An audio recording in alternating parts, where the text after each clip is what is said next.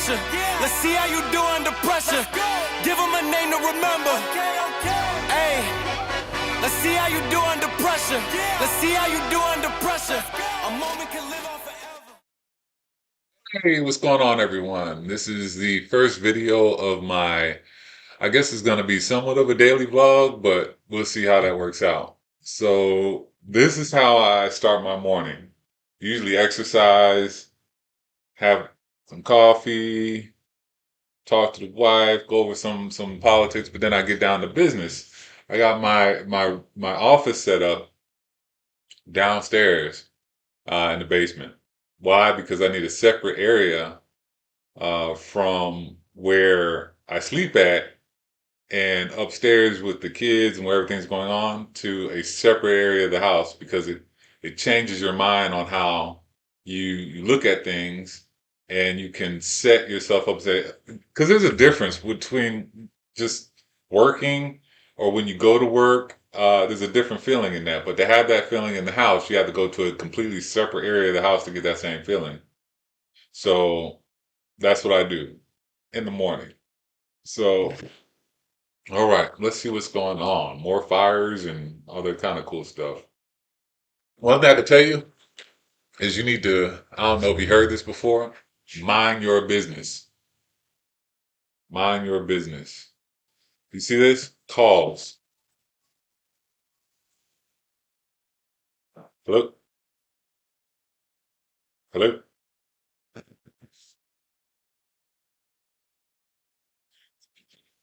I get these calls all the time. I have had my number for the past 20 some odd years. So I get spam calls every other hour. So you're like, well, why you pick it up, Phil? So the reason why I pick it up is because I never know when it's going to be something that is going toward my business or something that may just be important for me to take a look at. So first things first, when I come in, I have a list of things that I need to get done. I make that list and I prioritize it. I currently go to school now, which is fun. I am going for entrepreneurship, which is, of course, you know what I do. I am an entrepreneur, but I guess when you get older, you want to go to learn something that you really like. And for me, I want to learn things that have interest to me. Like right now, I'm in history, uh, psychology, and I was going to get stuck in a data class. That's I got into there and I read like stereo instructions. I immediately realized that I had no business being in this class. I think it was an introductory class too, which is crazy, but hey, it is what it is. So, all right, writing list. As you can tell, I'm a little ADD, but hey. So, I have a government contracting company. The government contracting company is on like a pause right now. We're in off season. And during the off season, no work gets issued, so there's nothing for me to really do on that. So I have to work my other companies. One of my other companies is investing in real estate and land and pre-foreclosures. So let's talk about that one company at a time. The land and pre-foreclosure thing. This, I actually have a system in which I look for land that was owned by people that had the land for a while, like 5+ years. They might have been behind on their taxes, like once or twice, but I reach out to those people to find out if they still want their land. If they don't want it, I put it under contract and I purchase. But there's a series of things that I do to make the purchase. But generally, when I get done with that process and the purchase is made, I have a buyer already. So when you get down to the closing table, you're not going to be out of pocket. You already have your seller, you already have your buyer, and all the money gets transferred to escrow. So when the close happens, you get paid, the seller gets paid, and the buyer gets the land. Now, a lot of times, what I've been finding out is buyers, they like owner financing land.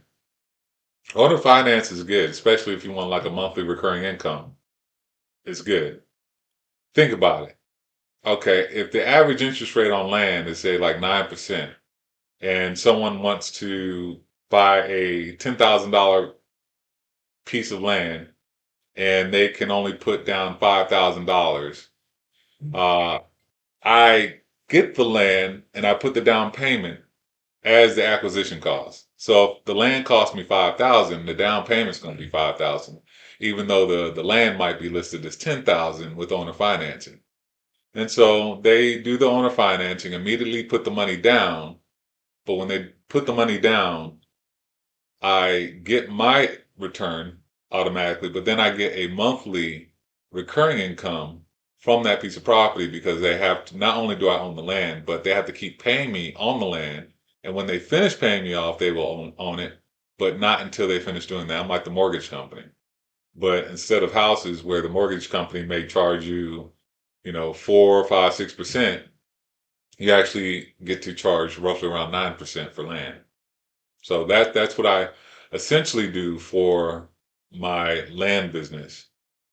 And so I have to check in with my VA to see what he's working on and if I have something new coming in. All right. He hasn't shown up for work yet, which is okay.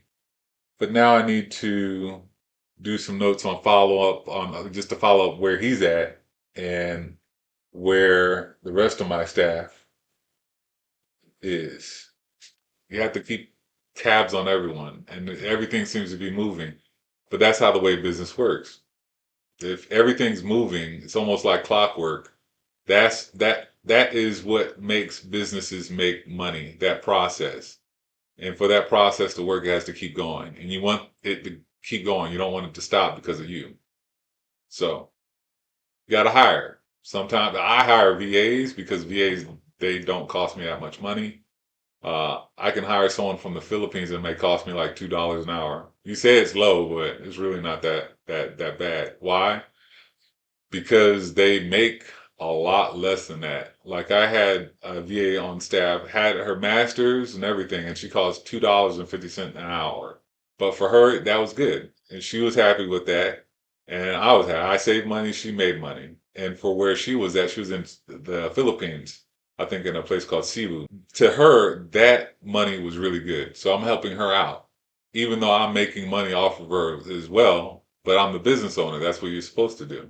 So I see he hasn't shown up yet, so I'm going to wait for him to do that. And I have several things I have to look into, which I have several pieces in that I have to keep worrying about and making sure it's running. Not really worry, but make sure it's running. So I know everyone's being communicated with. And I have the system I was talking to you about, FreedomSoft. That is where my leads come into. And I need to make sure that my leads are being answered. So I check that out every morning as well. So I could see how many people actually came into my system and are talking to either my agents or someone. Okay, so that's good. I see the conversations going on, which is good. You want to see conversations going, especially when you're trying to sell the land. All right. The next thing I'm going to check on is my trading. I trade in the foreign exchange. I went from trading like every day to just trading with something called an expert advisor. It trades for me.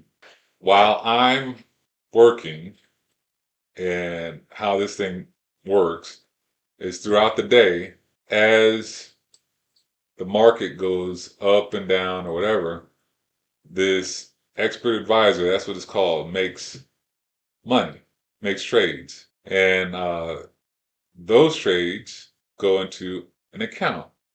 Now, I want to show you that because I think it's pretty cool. You may not be interested in it, but I don't know. We'll see. It's a good way to make passive income. So you don't have to worry about this whole, you have to have things that are, when I say passive, I mean you have income being made from it without you thinking about it. It runs. So I run my passive income on, it's daily, it's hourly, it runs 24/7. So as this thing makes trades, and it may make, here I see it. Uh, let's see, the past couple of days. Makes $2 here, $1 here, $14 here, $14 there. And then every once in a while, I'll get like a higher amount. So right here, if I check what happened, or okay, here. So the trades I got going that it made over the past couple of days. These are kind of low. It's like $3 here, $3.50, but I put no effort into it. Zero effort. All I do is just I see that I won. And it's been winning pretty good. The last big one I have is like $39 and $28. That was like a day or two ago. Which again, if you can passively make an extra, $500 a week and just let this thing go, $500 a week could be a really big impact for you, your family, everyone around you, because now you have more opportunity, aka cash, to invest in other things. For me, I may take the money and invest it in a Fidelity account, and I let it grow a little bit slower there, but it's more safe. I diversify how I'm investing. So I take the profits from there, put it into my Fidelity account, let that grow, and I buy dividends out of my Fidelity account to make more money. And if you see everything I'm doing is to make money, if you're not in business to make money, you shouldn't be in business. And if you want to get rich, if you want to get wealthy, and you want to see all that cash flow, guess what? You got to put action into play. You got to make this stuff happen. It don't happen on its own. I think my wife was right. I do like talking. So I'm checking this thing right now, and it made a few, but it's still running. I'm actually I have a product that I'm running off of this that it's called an Expert Advisor, and I sell that. And an Expert Advisor essentially is the software that runs on my trade account that keeps it going, and it just keeps running while the market's open, and then it stops trading when the market closes. So I like keeping tabs on that. All right, so it seems like everything's going good. So I'm going to go ahead and shut that down. Let's see what else is on the agenda today that I need to get done. Of course, I got to do this video. Yay! Oh, that's a big thing. I got to checking emails. I go ahead and check my emails in the beginning of the day and at the end of the day. Beginning of the day, I see what came in toward the end of yesterday that I need to take care of. Anything that came in that I flagged, I answer those emails. And if you don't know about this yet, I use, all of the stuff I'm doing on the computer. I have something called Copilot, which is embedded inside of the operating system. And it works similar to ChatGPT, but everything has its own spot. So with Copilot runs on my email box. It runs on my all of the Microsoft productivity software. And like I can do something right now. I'm looking at my mail. I can click on mail that I received. This is mail I got today. And I can hit summary by Copilot, and it summarizes the mail, so I don't have to read through the whole thing. I just take the key points out, and and then I can understand what's going on. Okay, so this thing is wanting a confirmation. It's fun, right?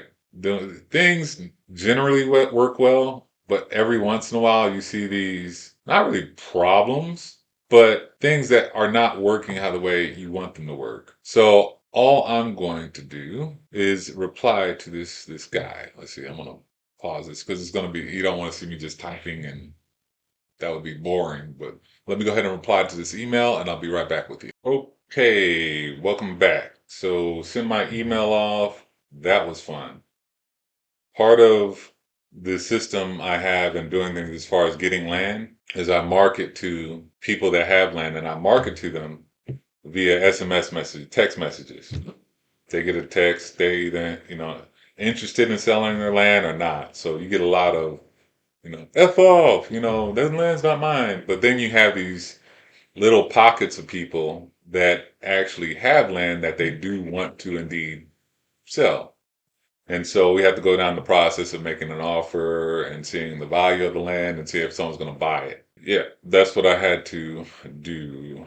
And now that I'm done with that, I need to my school email. They're like, oh, dude, you got to check your school email and all that other cool stuff. Yes, I have to check my school email. But I do it all in the morning. So I generally don't have to scout through my stuff throughout the day. If you listen to Alex Hermosi or any of these other people, they'll tell you to block out how you go about answering emails so it doesn't interrupt your day, and you can focus on what you really need to focus on, and that's growing your business. So that's what I do. So now, even though I don't really have a business in going to school, keep in contact with what's happening at school. All kind of fun stuff. I'm trying to get into this college of business. I know it sounds funny. I run a couple of businesses, but I'm going to a college to try to go to college to get into a college of business. There's always more things you can learn, I think I know a pretty good amount of things, but trust me, there's a lot of things that I can keep learning. If you don't keep learning, you're missing out. You're never to the point where you say, oh, I know this, I know everything, I'm good. No, there's always something that you can learn, always something more you can learn. And going to school helps that process. You can research it all you want, but going to school helps. Sometimes you just can't look on YouTube to answer everything. All right, cool. While I'm working, trying to talk to someone while I'm working can be a little bit tedious, I suppose. But it's work. You know, it's work. So let's see. Answer that. I think I'm done with that. Now I'm about to handle some more business, and doing these mails will probably take me a little bit longer of time. And this is, I guess, part one of a day in the life of Phil.